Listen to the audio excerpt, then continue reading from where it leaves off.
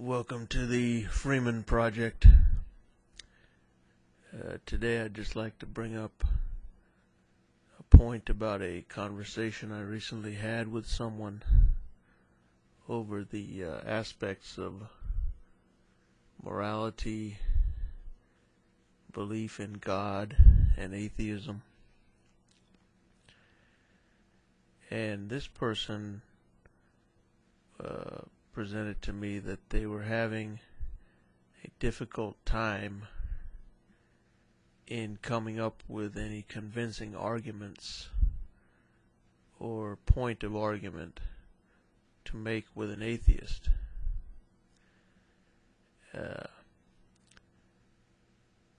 And this person furthermore expressed that an uncertainty as whether the acts of an atheist are considered good and moral or not, if they're helpful to others. So anyway, I took it upon myself to think it over for a few minutes, and I came up with a response that I think is worthwhile to hear. And the idea is that people can do good deeds as they see fit, and in fact they do. Many atheists commit what are considered to be moral and altruistic deeds to others around them. And outwardly there is no difference between these deeds by atheists and the similar deeds of charity and altruism committed by God-believing, God-fearing people. There is no difference on this earth in the actions of those who believe or don't believe. Good actions are good actions, evil actions are evil actions. Really, the only difference that occurs is the ultimate morality of these acts as judged by God when we come to stand tall before the man when it all ends. And in that setting, God will not judge these actions committed by non-believers with any favor. They will count for nothing. And so, if one believes that this is a test, that we are here simply as a test of our morality and the power of our belief, then obviously the atheist's actions have no standing. Nevertheless, it is beneficial for everyone to act in a good and moral way, a just and moral way. And the argument I made to simplify things was that imagine that you create a small robot, and into that robot you put some programming that dictates its actions or gives it a framework around which to operate. And that programming or framework dictates that this little robot will go about and commit good and just deeds. It will not harm other things or other people. It will stop to help when it sees someone in need of help, and so on and so on. And that's a good thing, that one would be happy with that little robot as the creator of that robot. But then imagine that one day when queried by someone or some other robot as to why this robot was going around doing what it did, why it was always so helpful and so nice and altruistic, upon that query, the robot answers, well, that's because of my superior morality that I have developed. I have looked around for myself and judged that what I do is superior and moral. Now, I, as the creator of that little robot, know that's not true.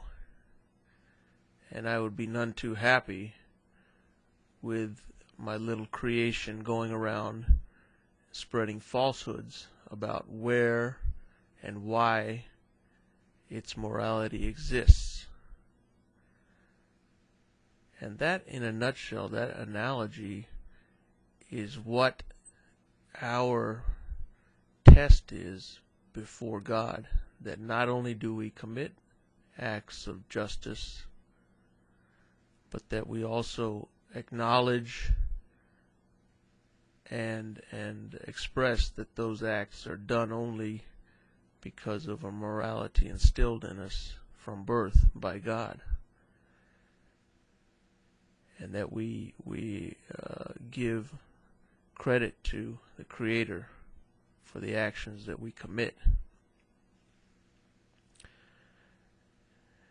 And how does this tie in overall to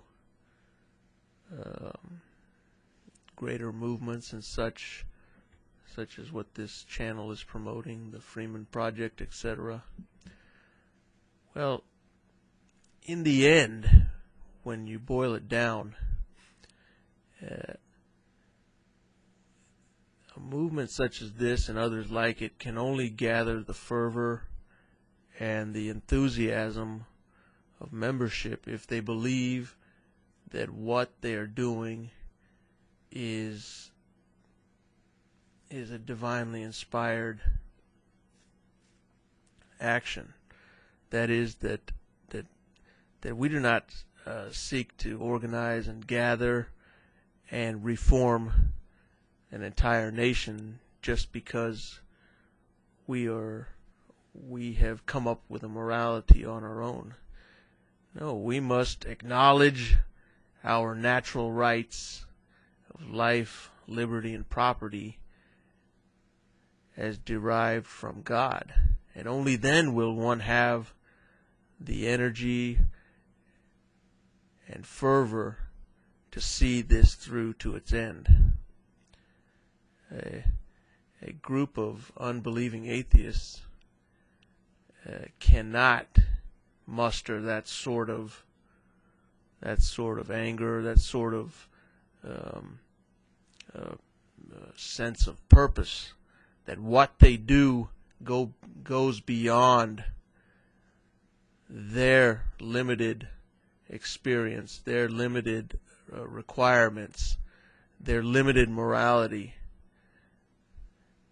No, what we do is part of a system that is divinely inspired. That is, God created us to be free, created us to work and live in a just fashion, and that we retain our rights to what we produce, that we deal with each other and others as other free men, each with their own endowed rights to their own life, liberty, and property, and that we cannot transgress upon them lest we transgress upon the dictates of God. And so, in closing, I would simply say that movements like the Freeman Project and others that seek to reestablish our natural rights in the face of an oppressive government such as we live under today only succeed and are only powered by a membership and people who believe and understand that the motivation and the need for reform, for a movement to a free and just society, is only there because it is dictated to us by a creator, the creator. And one cannot muster that fire needed for what is coming, for the tests and tribulations that we will have to go through if one simply believes their morality is self-created, that they simply woke up one day, looked around, assessed the situation, and decided that, yes, I believe that it is better to be free and have retained my rights to my property than not. No, it's all too easy to give that up at the first sign of tough going, as opposed to one who comes with those requirements and beliefs with the understanding that they were instilled and derived from God. Do you understand? When you are on a mission from God, from the Creator, then you are ready to stand up and go all the way, regardless of who or what comes in your path. So the conclusion is that in reality, the Freeman cannot be populated with any atheist content, cannot be have any significant atheist membership, because our mission, our path, is one that requires the fervor of those who believe that our cause is just and divinely inspired. That's something to think about and understand and realize that if you want to join, you should come to it with these sorts of understandings. I thank you for listening. Goodbye and good luck.